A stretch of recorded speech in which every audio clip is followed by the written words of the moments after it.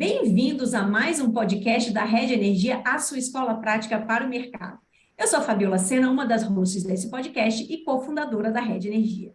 Hoje nós vamos conversar com Simone Araújo, que é diretora na ANP, a Agência Nacional do Petróleo, Gás Natural e Biocombustíveis. Mas hoje eu estou com uma outra convidada que vai me ajudar a entrevistar a Simone, que é a Cristiane Araújo, a minha co-host hoje aqui no Redcast.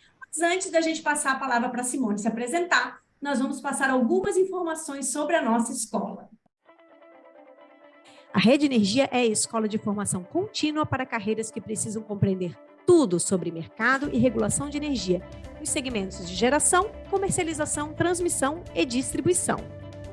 A Rede possui 3 produtos de capacitação: a assinatura anual, cursos avulsos com experts do mercado e cursos em company. Te convidamos a seguir a Rede Energia na sua plataforma de streaming de podcast favorita, mas também no LinkedIn, Instagram e no Telegram para ficar por dentro de todo o nosso conteúdo disponibilizado gratuitamente. Tudo isso você encontra no site da Rede, redenergia.net. Lembrando que hoje, junho de 2023, nossa assinatura anual está com mais de 200 horas e todos os meses novos conteúdos são incluídos. Depois desse pequeno comercial, Simone, por favor, se apresente e na sequência a gente já começa o nosso bate-papo. Bom dia a todos. Eu sou Simone Araújo, diretora da ANP, da Agência Nacional do Petróleo, Gás Natural e Biocombustíveis. Eu sou especialista em políticas públicas e gestão governamental por formação e hoje estou exercendo o mandato na agência até março de 2027, mas eu sou, sobretudo, sergipana, nordestina e avó da Flora. Bom dia e muito obrigada pelo convite. Muito legal. Super obrigada pela presença, Simone. Eu vou passar a palavra agora para a Cris, ela vai começar com as perguntas. Obrigada. Bom dia, diretora Simone. Queria perguntar a primeira coisa que a gente tem aí de curiosidade: como é que funciona? Quais são as principais atividades da ANP? Obrigada, Cris, pela oportunidade. Queria te agradecer o convite, né? Nós estamos juntos aqui hoje por conta de um contato da Cris para mim no LinkedIn. Então, essa é uma especial oportunidade de, como integrante da diretoria colegiada da agência, falar um pouco sobre a ANP. A ANP ela é uma agência, como o próprio nome diz, de múltiplas atividades. De um modo geral, como qualquer agência reguladora, nos compete implementar políticas públicas. Essas políticas podem advir de normas legais, de leis vindas do Congresso, de marcos infralegais, a exemplo de decretos ou de resoluções do CNPE. Bom, além disso, a gente tem três grandes funções ou 3 grandes competências que decorrem da lei que criou a agência, né? Eu não sei se vocês sabem, mas existem 2 agências mencionadas na Constituição, a ANP e a ANEEL, que deixa claro de maneira inequívoca quais são as nossas competências, mas, sobretudo, que essas competências necessariamente precisam ser definidas em lei. Então, no nosso caso, nós estamos falando da Lei 9478, a Lei do Petróleo, de 1997, e eu não posso deixar de mencionar um momento muito especial, que é o fato de que a agência faz 25 anos este ano, né? Nós fomos criados ali em agosto de 1997, nós somos a segunda agência que foi criada junto com a ANEEL, a Anatel e a agência ANP. Nós fomos instalados em janeiro de 1998, mais especificamente em 14 de janeiro de 1998, e, portanto, nós estamos, assim, no ano dos nossos 25 anos. Eu falo do ano porque está sendo exatamente isso, assim, a gente tem feito várias coisas ao longo do ano. Então, eu já convido vocês a acessar as nossas redes sociais para assistir os vídeos dos diretores que estão apresentando a agência para a sociedade. Enfim, a Agência Nacional do Petróleo, ela, portanto, é responsável por contratar, fiscalizar e regular. Mas a gente é uma agência muito ampla, a gente fala que a gente regula do poço ao posto, porque nós estamos falando da regulação de 135 mil agentes. E eu acho que não há, no Brasil, e talvez no mundo, nenhuma agência com atividades tão diversas como a nossa, à exceção da Anvisa. A Anvisa, ela regula de vacinas, remédios, mas ela também regula agrotóxicos. E nós aqui regulamos agentes do porte de uma ExxonMobil ou do posto Marcela. Quem conhece o Rio de Janeiro, é um pequeno posto ao lado do Detran, na Avenida Presidente Vargas.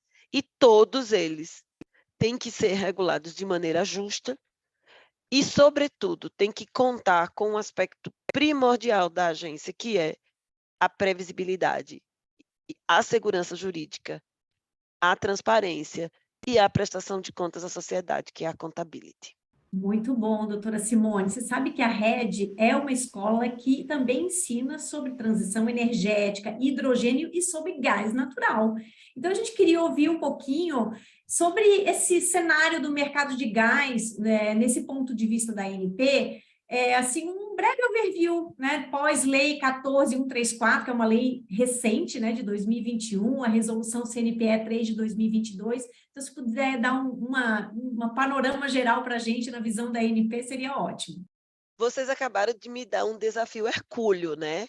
Porque vocês estão me pedindo para falar sobre algo que é algo com que eu trabalho desde 2004, né? Eu acho que eu posso falar brevemente, né? Numa vida passada, eu fui, na qualidade de especialista em políticas públicas e gestão governamental, minha carreira ela tem essa característica, né? Ela tem exercício descentralizado. Então, atualmente, eu sou lotada no Ministério da Gestão e Inovação em Serviços Públicos, mas eu exerço de maneira descentralizada a minha lotação. Então, dessa forma, eu já servidora pública há 10 anos, mudei de carreira, fui para esta carreira de gestão e, nessa ocasião, eu fui para o Ministério de Minas e Energia, exatamente no dia 12 de julho de 2004. E fiquei fazendo uma segunda formação, e em outubro de 2004 eu fui lotada exatamente na Secretaria de Petróleo, Gás Natural e Biocombustíveis, no Departamento de Gás. Então, assim, eu costumo dizer assim, que eu já vivi tudo no gás natural. E eu vi o mercado de gás natural transformar-se no que ele é hoje. E sinto assim, um grande... Assim, eu não quero usar a palavra orgulho, porque parece uma certa falta de modéstia, né? Mas, assim, eu sinto uma sensação de dever cumprido como servidora pública e como cidadã, de ver onde o mercado de gás está hoje. Isso significa que a gente está falando, diferentemente do setor elétrico, a gente fez uma conversa breve e vocês me contaram que a origem de vocês é o setor elétrico. Diferentemente do setor elétrico, que é um setor quase centenário, o setor de gás natural, eu posso dizer que ele é um jovem de 24 anos. E a gente sabe que hoje, né, as pessoas até amadurecem mais tardiamente, mas não é o caso do mercado de gás, felizmente. Porque a gente só pode dizer que o mercado de gás natural no Brasil existe após a operação do Gasbol. Por quê? Porque, na verdade, antes a gente tinha mercados regionais. Tinha mercado de gás natural no Nordeste, em face da produção de gás no Nordeste, notadamente em campos terrestres, ou em águas rasas em Sergipe, ou a gente tinha dois mercados muito sólidos, que eram os mercados de São Paulo e do Rio de Janeiro, que são mercados que já há 2 séculos usavam o gás natural. Não é à toa que existe o dispositivo constitucional que fala que a regulação da distribuição se dá por meio dos estados, o Serviço Local de Gás Canalizado. Então, eu diria que o gás é um pouco como nós, né? Ele é brasileiro, mas ele é sergipano. Ele é como a Renata aí, brasileira e carioca. Por quê? Porque a gente tem uma regulação federal e a gente tem uma regulação estadual. Ou seja, na hora que o gás entra no estado, quando há a denominada transferência de custódia, ele assume a regulação e as regras e as diretrizes do poder concedente. Então, tendo dito isso, eu diria que quando eu cheguei ao Ministério de Minas e Energia, o gás natural era um pequeno rapaz de 5 anos. E eu vivi muitas coisas, e eu entendo que a gente está vivendo um processo de reformas sucessivas. A primeira grande onda é a própria emenda constitucional, que quebrou o monopólio. Nós fomos ali à lei do petróleo, que, na verdade, praticamente despreocupou-se com a questão do gás, delegou integralmente aos estados a regulação do gás, mantendo unicamente a preocupação com os aspectos de exploração e produção e um pouco os aspectos de infraestrutura, o PGN, unidade de gás, unidade de tratamento, mas os aspectos de mercado, eles foram inteiramente na lei do petróleo delegados aos estados. É ali que aparece pela primeira vez o conceito de distribuição de gás natural.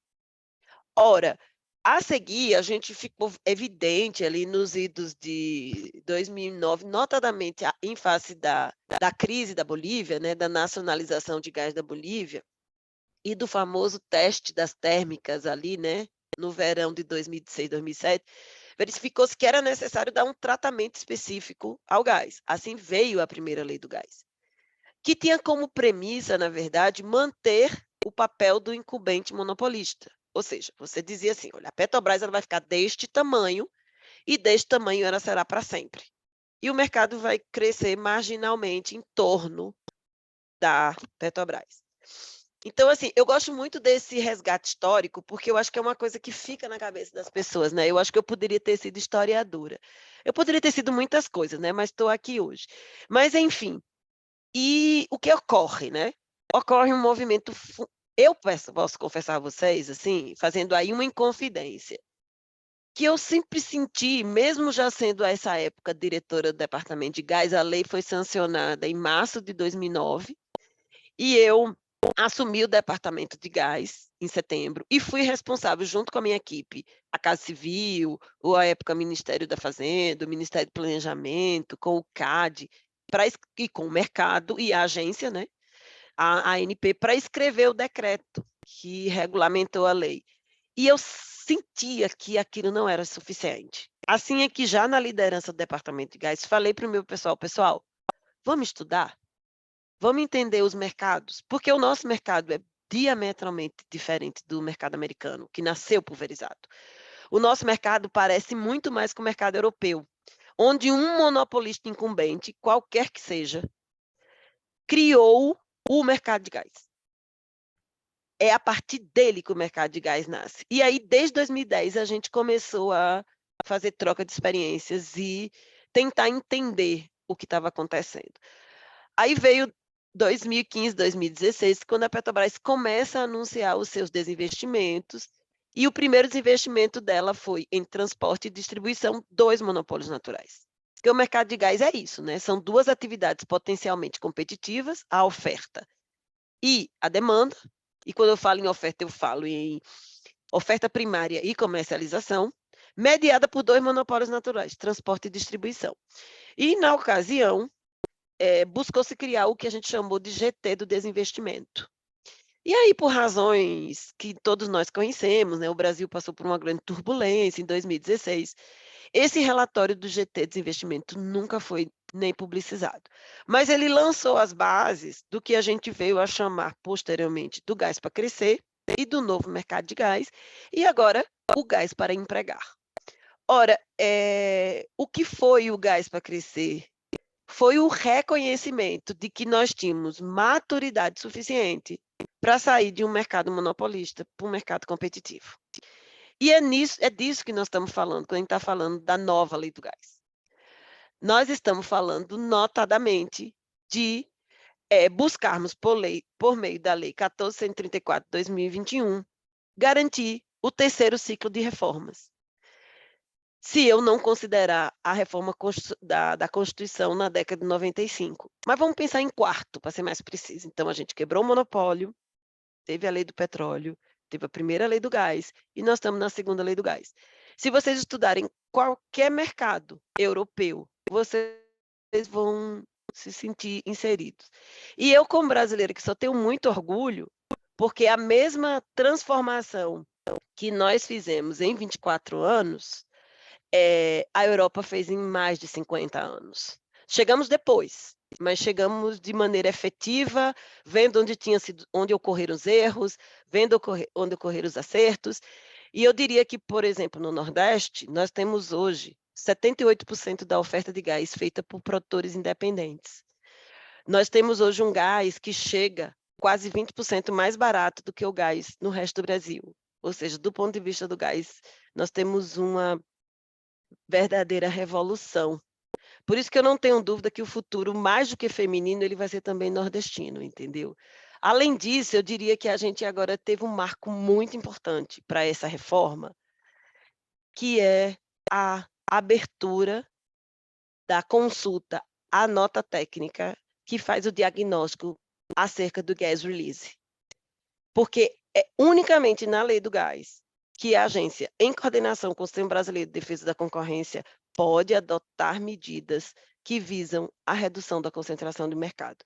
Então, assim, eu me emocionei com esse momento, porque assim, isso demonstra, primeiro, uma grande maturidade do mercado, mas, sobretudo, demonstra que o regulador tem competência, massa crítica e mandato para fazer tudo que ele deve e pode fazer no mercado de gás, porque nós temos assim o dever-poder de realizar aquilo que está na lei.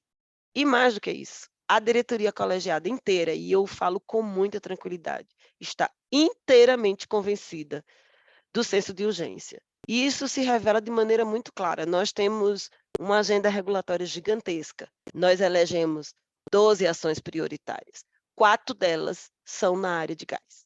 Então, eu espero ter podido demonstrar a vocês o compromisso da agência reguladora com a sua grande responsabilidade, mas, sobretudo, com a certeza de que nós precisamos de senso de urgência. Quer dizer, diversos desafios, né? E uma necessidade imensa aí de se regular, né? Tem uma expectativa enorme do nosso mercado aí para o gás. E também esse com o gás release que você falou. É muito interessante essa parte de gás natural. Mas, diretora, a gente queria um pouquinho de você. A gente tá no momento aí do hype da tecnologia, né? E como você falou, tem um aspecto, tem todo um quê nordestino. A gente queria saber, de novas tecnologias, qual a visão da ANP sobre a regulação, comercialização do hidrogênio? Cris, posso chamar assim? Olha Pode, só. claro. Eu não sei se vocês me stalkearam, assim, mas vocês estão falando um pouco de quem eu sou, né, como servidora pública, né? Quando eu cheguei na agência, mais do que isso, quando eu cheguei no Ministério, lá em... vamos falar de quando eu fui para a Secretaria de Petróleo, Gás Natural e Biocombustíveis. Era um momento em que o Brasil havia feito um grande acordo guarda-chuva com os Estados Unidos na área de energia, que tinha um acordo específico em hidrogênio. E aí nós estamos falando aí de 2004, os Estados Unidos à beira de uma crise de segurança energética, né? E os Estados Unidos estavam ávidos por encontrar alternativas energéticas que reduzissem a sua dependência. Então, ele enxergou no Brasil um potencial, mas ele também não queria criar dependências. Então, ele olhou para o hidrogênio da mesma forma que hoje a Europa olha no pós-momento que nós estamos vivendo no conflito deflagrado no continente europeu. E ali o Brasil foi convidado para ter protagonismo numa parceria internacional para a economia do hidrogênio. O Brasil era o único país latino-americano, na verdade, das Américas, era o único país, além dos Estados Unidos e do Canadá, que integravam essa parceria. Como eu estava saindo do doutorado, eu fui convidada a liderar, mesmo, né, então dividi um pouco a minha agenda, né? Vou ficar aqui com gás, mas eu vou liderar o hidrogênio. E não foi à toa, porque mesmo hoje, onde se fala de maneira muito correta sobre hidrogênio verde, a gente sabe que, do ponto de vista da maturidade tecnológica, no Brasil e no mundo, onde se produz gás com suficiente eficiência energética, ou seja, se gasta menos energia para produzir hidrogênio do que a energia que o hidrogênio vai gerar, é a partir do gás natural. E não é à toa, né? O gás natural é CH4, é a melhor combinação de carbono e hidrogênio, a mais eficiente. Então, assim, a tecnologia de reforma a vapor para você obter hidrogênio a partir do gás natural, ela é feita desde sempre. No entanto, a gente sabe que a gente para pensar o hidrogênio, a gente precisa pensar no ciclo de vida. Então, ela só vai funcionar adequadamente quando a gente passa a ter uma captura de carbono. Eu acho maravilhoso, assim, eu sou meio solar, assim, né, porque eu sou nordestina, assim, eu acho maravilhoso o hidrogênio ter cor, entendeu? Eu tô quase antiga, assim, né, meio old fashion, assim, porque no meu tempo o hidrogênio tinha cor não, o hidrogênio tinha fonte renovável, fonte fóssil, mas agora além disso o hidrogênio tem cor, faz todo sentido, né. Mas enfim, e ali em abril de 2005, quando realizamos no Brasil o encontro dessa parceria internacional, eu tenho uma certa honra em dizer que ajudei a escrever o primeiro roteiro brasileiro para a economia do hidrogênio, que falava que nosso potencial, e era assim que onde queríamos estar em 2030, seria produzirmos hidrogênio a partir do etanol, usando a logística de combustíveis líquidos, e esse uso seria a partir de conversão on-board, ou seja, você injetava etanol a partir de um processo de catalisadores e célula combustível, você convertia o etanol em hidrogênio e utilizava o hidrogênio como energia elétrica para mover os veículos. Ou seja, transformaria a energia química do hidrogênio, produzida a partir do etanol, em energia elétrica para mover os carros. Visionário, né? Mas é o que nós estamos pensando hoje. Nós falávamos de aproveitar o nosso potencial hidrelétrico, notadamente quando a gente estivesse vertendo hidrelétrico. Nós já falamos em eólica e solar, mas era uma quimera, assim, sabe? Era um negócio tão distante que eu acho que todo mundo achava que eu era um pouco, assim, maluca, né? Não era à toa que o meu nome era a menina do hidrogênio. Olha, tá vindo ali a menina do hidrogênio. Mas e aí, assim, por razões de governança dentro do ministério, chegou em 2016, eu, em meio à reforma do gás, com muita tristeza no coração, eu abri mão de ser a menina do hidrogênio, porque alguém tinha que tomar conta direito, e essa pessoa não era eu, porque eu não ia ter condições. E aí eu costumo dizer que eu fui para Marte, sabe, em termos de hidrogênio. Aí quando eu aterrissei de volta em 2020, já na agência, o hidrogênio era o cara, o hidrogênio era tudo. Então, assim, que feliz que eu fico, porque hoje a gente está fazendo finalmente algo que alguns visionários sonharam 19 anos atrás, quase 20 anos atrás. E eu acho que sim, o hidrogênio é uma energia que a gente não pode dispensar. Nós temos um diferencial especial. Isso significa que nós temos que ter senso de urgência.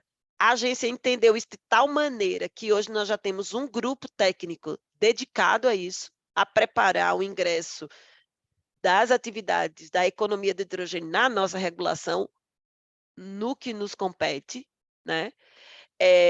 Mas, sobretudo, eu entendo assim que a gente tem que ainda superar algumas barreiras tecnológicas, porque assim, a menos que alguém me mostre, eu ainda não vi a gente afirmar com certeza que o hidrogênio, a energia que a gente gasta para gerar hidrogênio verde é menor do que, né, é menor do que a energia que o hidrogênio verde vai gerar. Então, acho que ainda tem algumas lacunas tecnológicas, econômicas, que a gente vai superar. Mas a gente tem, por exemplo, a tecnologia madura do hidrogênio a partir do gás natural. E eu acho que se a gente combinar isso com a captura de carbono, saindo do cinza para o turquesa, nós iremos muito bem. Mas eu acho que pensar em hidrogênio verde é visão do futuro.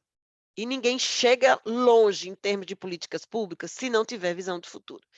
Então, eu diria que eu, pessoalmente, estou extremamente comprometida com isso, mas eu diria que o mais importante é o colegiado da agência estar comprometido e nós estamos 100% comprometidos em viabilizar finalmente a economia do hidrogênio no Brasil.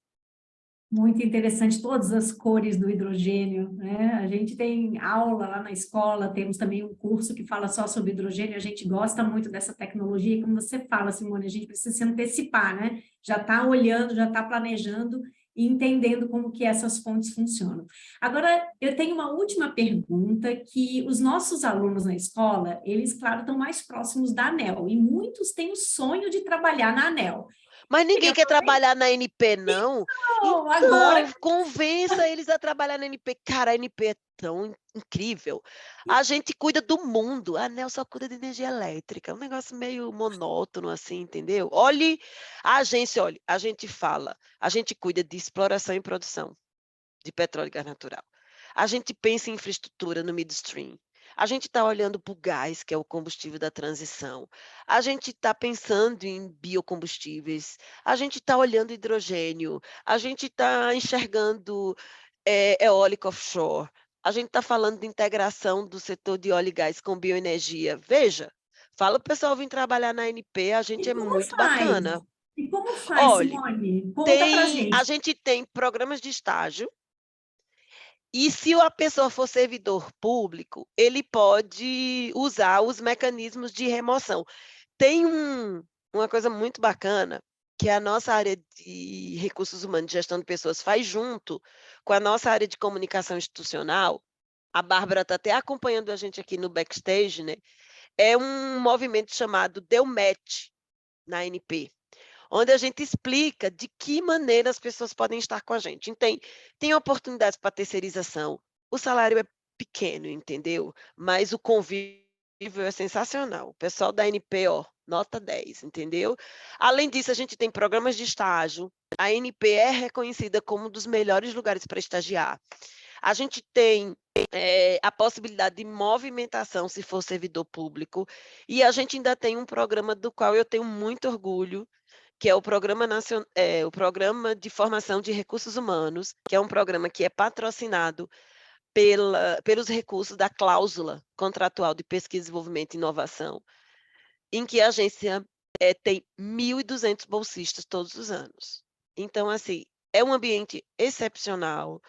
Você vai ter a oportunidade de trabalhar com técnicos impressionantes. Então, assim, recomendo vocês recomendarem aos seus alunos olharem a ANP com um olhar bem interessante. Que legal. A gente quer saber se tem previsão de concurso e se tem o conceito de cargo comissionado. Tem as duas coisas. Previsão de concurso, a gente está pedindo um complemento e nós temos sim o conceito de cargos de livre provimento, como a gente chama. A gente tem cargos para servidores de carreira, mas a gente também tem cargos de livre provimento. E é importante, viu? Porque as pessoas que chegam oxigenam a máquina, sabe? Então, eu acho que eu, como servidora, assim, na minha ordem de prioridade é, 1, valorizar o nosso corpo técnico. 2, abrir oportunidades para receber outras pessoas, porque elas trazem novas ideias e elas oxigenam a máquina. E a gente, assim, tem uma tradição de vários estagiários da gente estão, assim, ocupando posições importantes no mercado. Sejam estagiários, sejam ex-cargos comissionados, sejam os formados pelo PRH. Muito legal, muito bacana. Realmente é uma grande escola a ANP, né? Você tem ali É de verdade. um portfólio Não completo. seria estranho falar que nós somos, sim, uma grande escola. E a gente tem a obrigação de devolver isso para a sociedade, né? Certamente. Doutora Simone, o nosso bate-papo chegou ao fim, até porque a sua agenda é concorrida, a gente tentou ficar aqui no limite do seu tempo. A gente queria agradecer demais a sua presença, volte sempre que você quiser, já até fizemos planos para depois de 2027, né? Então, a Exatamente, escola que eu Rede sou uma Energia pessoa virginiana, então eu planejo assim, está né? mesmo. Tudo tem que estar bem organizado na minha cabeça. Engenheira e virginiana, eu sou o cúmulo da pessoa organizada. Ai, coisa boa. Então, já temos planos para 2027, pós 2027. Agora, eu queria deixar um espaço final para algum recadinho, alguma coisa que a gente deixou de falar. A palavra está com você. Bom, gente, muito obrigada, Fabiola, muito obrigada, Cristiane, por essa oportunidade, porque eu entendo que aqui eu não falo sozinha, né? Eu falo representando o meu colegiado, né, o colegiado que eu integro, mas também eu falo sobre o corpo técnico da agência, que de longe é a massa crítica que nos apoia. E então ter a oportunidade de poder falar a um público, especialmente a um público de alunos, né, que passam por um processo de capacitação, é fundamental para a gente. E eu queria falar de algo assim que tem sido muito caro para a agência, que é a transição energética, né. A gente sabe que a transição energética ela é inexorável, ela vai, no nosso caso, dizer como a gente vai produzir e consumir energia. A gente reconhece isso como um grande desafio disruptivo, mas a gente enxerga, assim, um espaço muito importante de atuação da agência. Então eu queria dizer a vocês que nós enxergamos a transição energética como um espaço de integração, e sobretudo a gente, reconhece e reafirma que o gás natural é o combustível da transição energética, para a gente ir cada vez mais na direção de uma economia de baixo carbono. E o Brasil, ele tem uma oportunidade excepcional. O Brasil tem soft power para liderar isso, mas a gente só chega primeiro se a gente, no mínimo, sair todo mundo correndo juntos. O melhor mesmo é correr na frente. Então eu acho que uma das coisas que a gente tem com muita clareza é o senso de urgência, para que a gente possa efetivamente transformar essa oportunidade em benefício para a sociedade brasileira. Então, uma vez mais, muito obrigada, e não apenas em meu nome, mas em nome da Agência Nacional do Petróleo, Gás Natural e Biocombustíveis, eu agradeço ao gentil convite. Obrigada, foi uma honra para a gente, Simone. E antes de me despedir, vou deixar um recadinho final para os nossos ouvintes. Se você gostou desse episódio, não deixe de ouvir os outros. E para deixar as sócias da Rede Energia felizes, deixe a sua avaliação, seus 5 estrelas no podcast. Até a próxima! Este foi mais um episódio do Redcast, que também está disponível no YouTube e na plataforma da Rede Energia. Acompanhe o Redcast na sua plataforma favorita e receba uma notificação sempre que adicionarmos um novo episódio. Se você gostou desse episódio, não esqueça de compartilhar e deixar um comentário ou avaliação. Até a próxima!